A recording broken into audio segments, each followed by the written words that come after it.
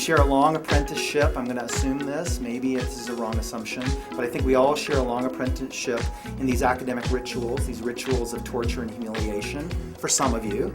Rituals of jubilation, you know who you are. The ones for whom testing and the quiz and the pop quiz, you are always prepared. It was a moment where you jubilantly assumed your mastery and yes, and you raised your hand because you knew the answer. That real assumption of mastery that you would perform. So there are some of you here, some of you are smiling. See, this is something I can see and you can't.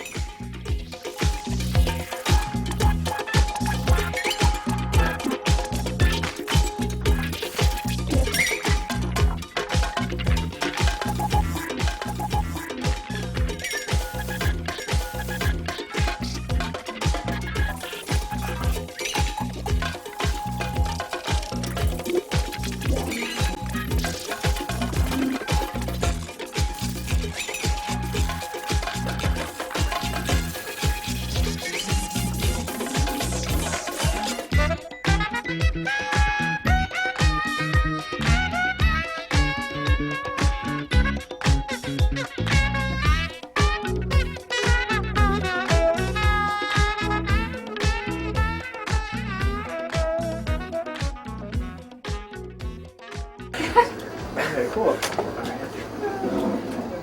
Hi everyone, welcome. Oliver, you might want to put your headphones in now, so we don't get the echo. Yeah, one second. So I'm James, this is Sarah, and that's Oliver here via Skype. You want to say hello, Oliver? Hello. Greetings. He's in Boston right now, and I guess we're the temporary department for academic research, so we're the August residents here in this space at PFAS, the Philadelphia Institute for Advanced Study. And thanks for everyone coming into this very hot room that we're trying to make colder, but I'm sure that the projector is kind of negating the air conditioner.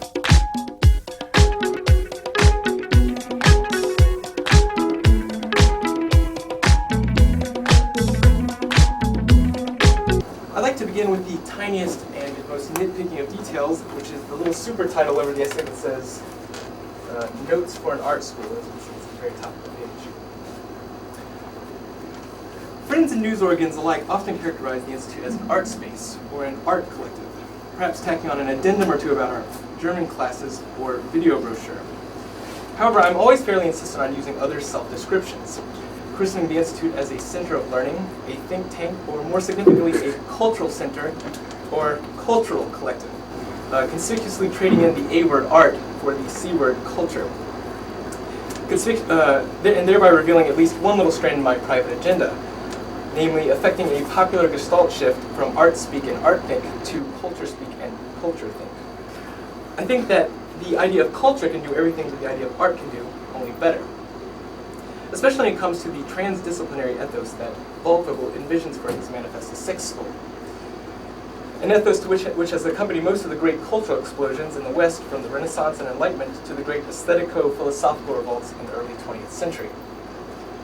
Culture subsumes not only all the high culture that can be found within the walls of the university, like the visual arts, music, philosophy, literature, science, languages, and history, it also rings nicely with something larger. Culture in the sense used by Clifford Geertz, implied Clockmo. Culture as the, quote, total way of life of a people, or culture as, quote, the precipitate of history.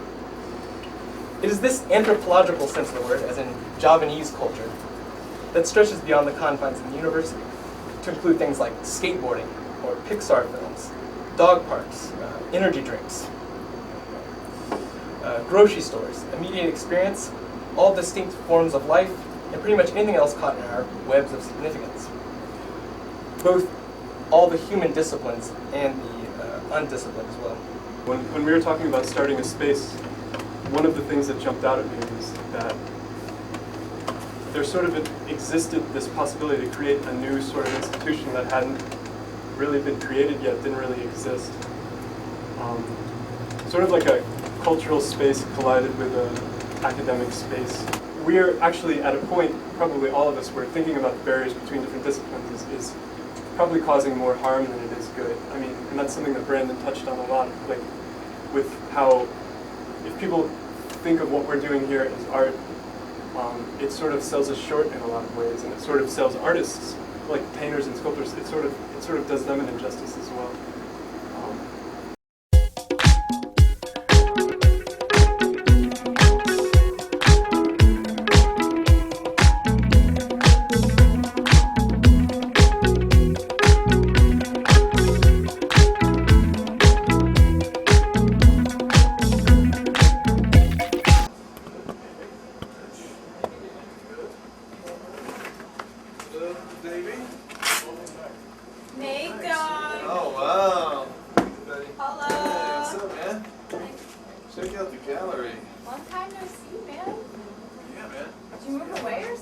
I was gone for like a month, like out of town doing various shit. Yeah.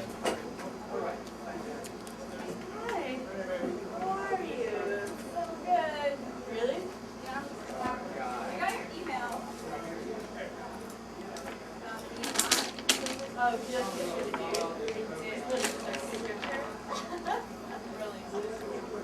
So, you know, I'm here, I suppose, as a resident expert. I have no idea what that my expertise might be, but the litany of meager minor achievements, I suppose, build up some authority.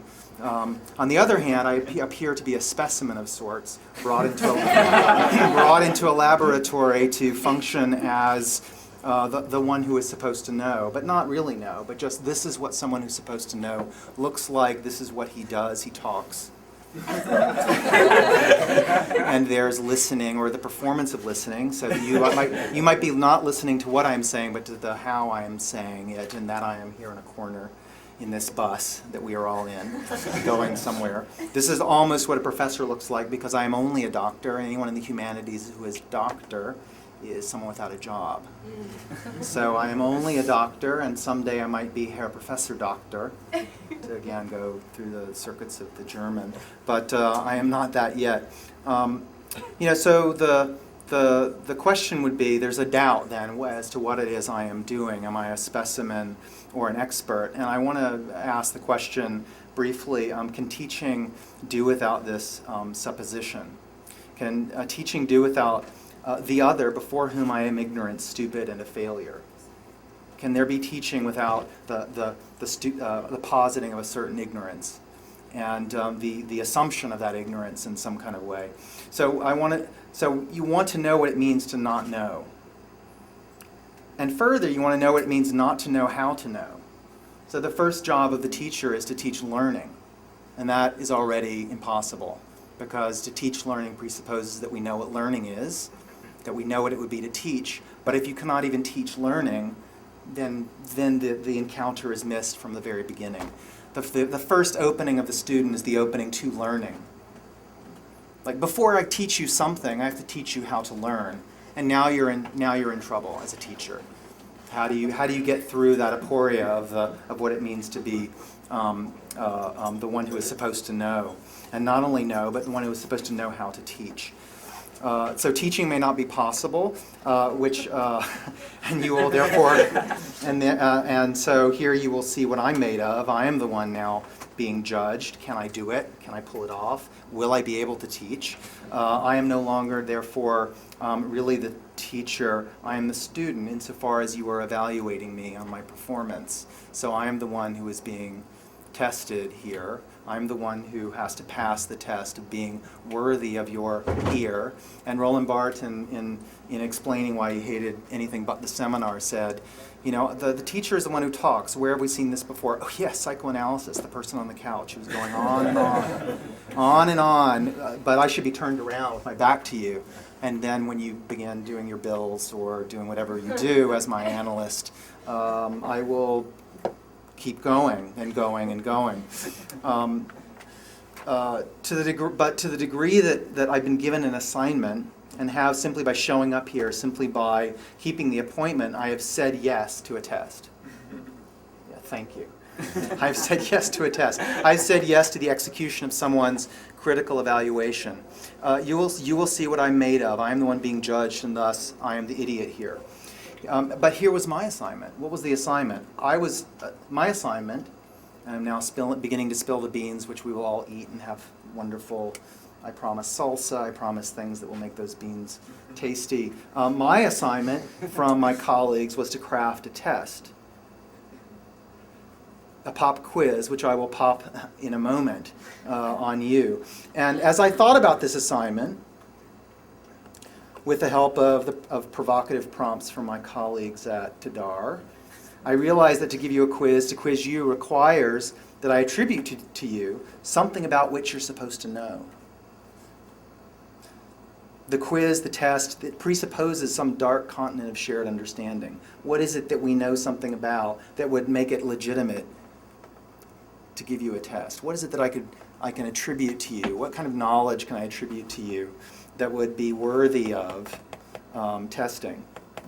But though we don't share a text, even though we kind of do. I decided that we didn't, so I'm positing that we don't share a text. I do that on my own authority. We don't, although we don't share a text or a discipline. I have no idea where we are, if there's a we in this room, whether there is a discipline.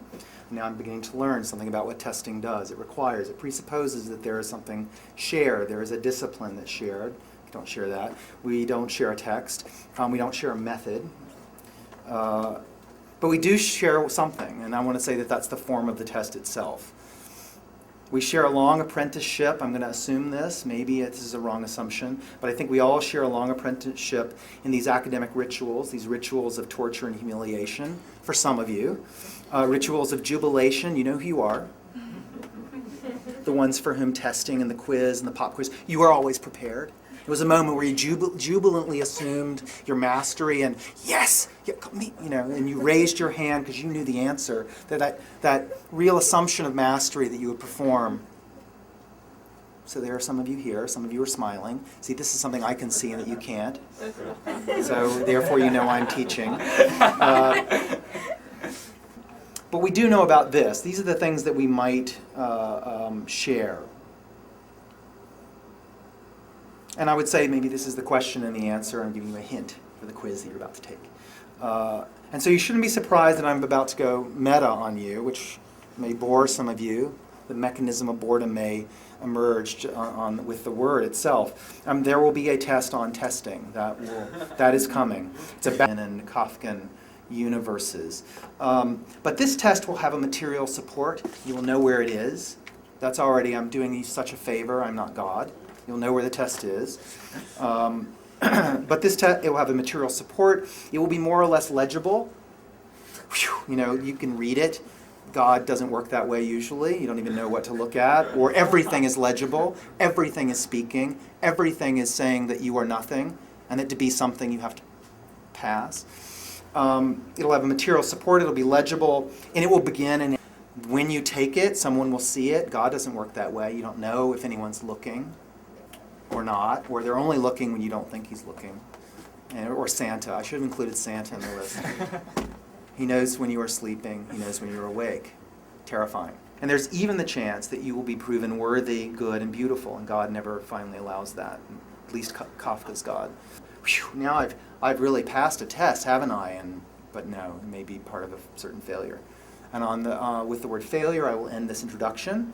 And so here it is, and I will ask if my colleagues would make space and room for the administration of this test, which is my little bundle of joy that I will hand out. Oh, you need one, yeah, thank you. Please. You may begin.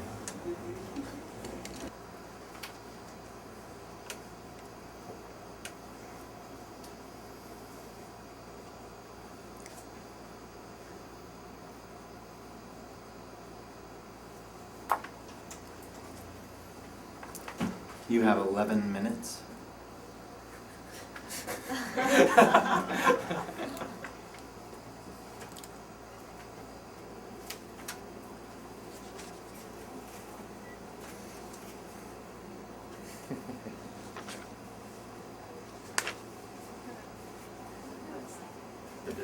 Okay. You can bring them up to the desk when you're done, please. Thank you. Thanks. Or as they go, pass them to your left and then pass them to the front. Something like that. Thank you. Thank you. Or it corresponds to something I was thinking about, which is that isn't it interesting that that this formal performance of the ritual, that in this case is absolutely empty, nothing there is nothing riding. I can try through my own performance to make something ride on your success, but nothing rides on. Like, what would it mean to do well on this test, really? But even given its emptiness, something of its ritual form, which I think most of you, unless you were schooled in some way off of my particular cognitive map, recognize this form, and you find yourself in like effectively mooded, like a mood goes with it. It puts you in that place. It made me angry. Yes, yes.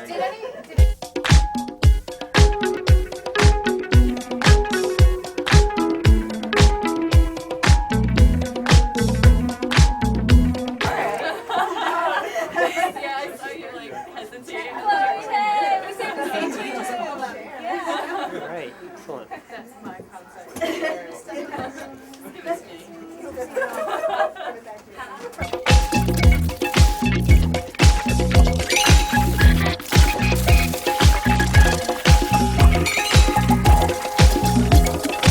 So, Who was that guy you were talking so Thank you.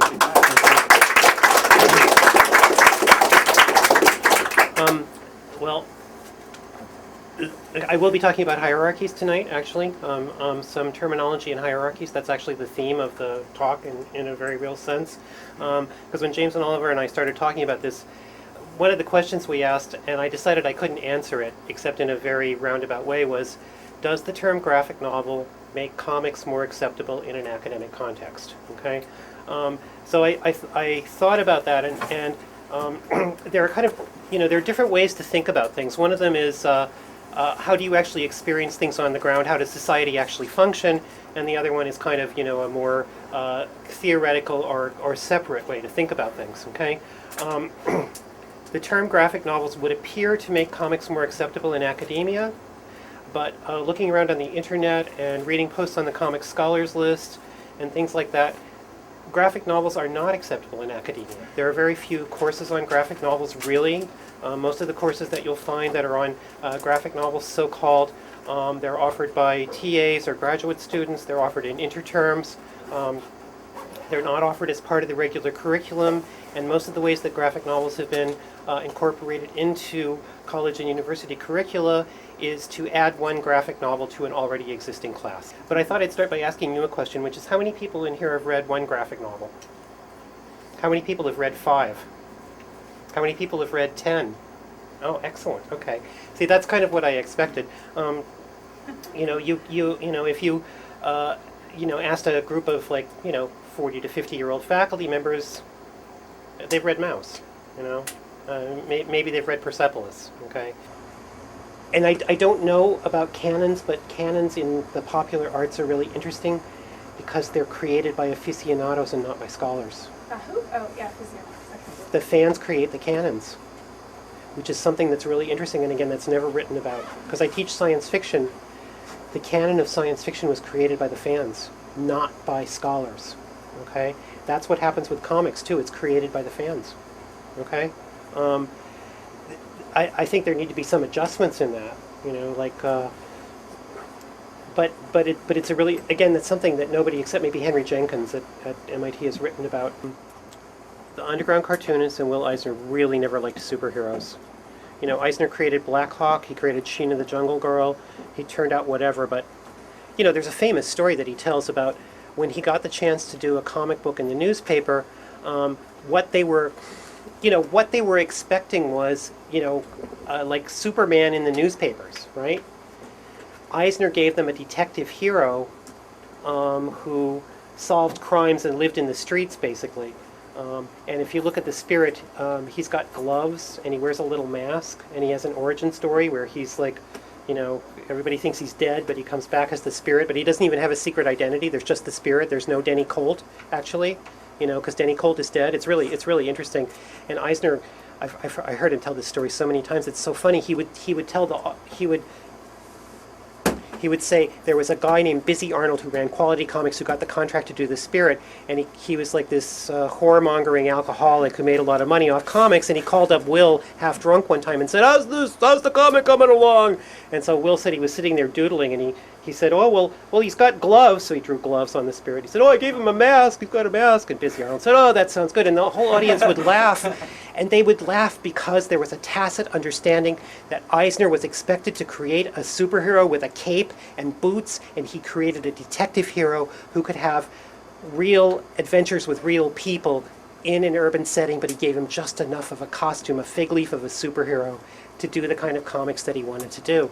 And I love that when he would tell that story, because nobody had to say, he didn't have to say what he did. Everybody would laugh because they all understood, because they're all geeks and they understood he didn't want to do a superhero comic. He didn't like superheroes. He got away from superheroes and he got to draw comics for adults that were gritty urban stories based on, Dostoevsky and Kafka and the Talmud and stuff like that, and Chandler and Hammett and anyway, enough of that. Okay, does that answer your question?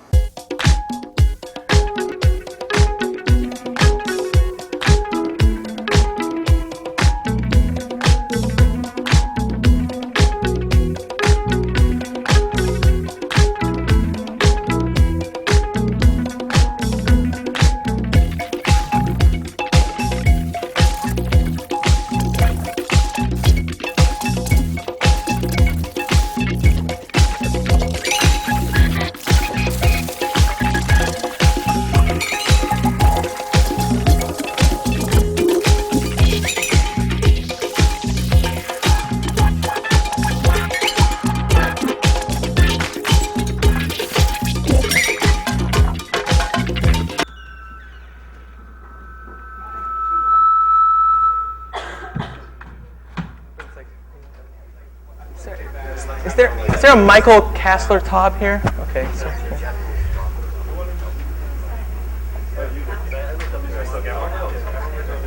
All right. Here it comes. And someone's being tested right now, so I'm gonna help you cram a little bit. It's okay. I think he's kind of has.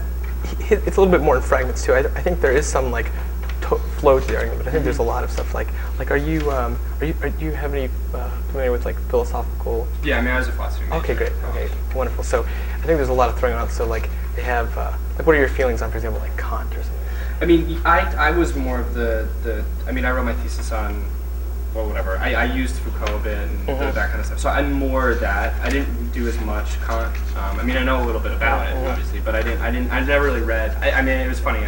You don't have to apologize for it. No, but it's great. When I went to Harvard to study philosophy, even won the thesis prize without only reading maybe 3 pages of Kant my whole time. Okay. So, but it was on Foucault. It was on Foucault. I was on surveillance, but I used Judith Butler's. It was on surveillance. Yeah. Oh, that's great. Technology and contemporary. I basically created a new model of understanding the identification, the development of the self, or how we understand ourselves through the modern technological surveillance. Oh, that's right. Okay, that's great. Okay, that's really good. So you should really harp on this. Definitely the surveillance there. So you had did you read that there's a new Foucault thing out, security? No, territory. I did. Society must be defended. Is that or no? No, it just came out reading that stuff is kind of like reading Nietzsche, where I'm just Okay. The surveillance angle is amazing. That'd be great. Cool. You'll see. All right. Okay. So do I go in? Yeah, you're going now. Yes, I think this should be great. That was great. The guy did his thesis on Foucault and surveillance. Who did? That guy just went on. Really? Yeah, I was like, oh, this is perfect. You're gonna ace it.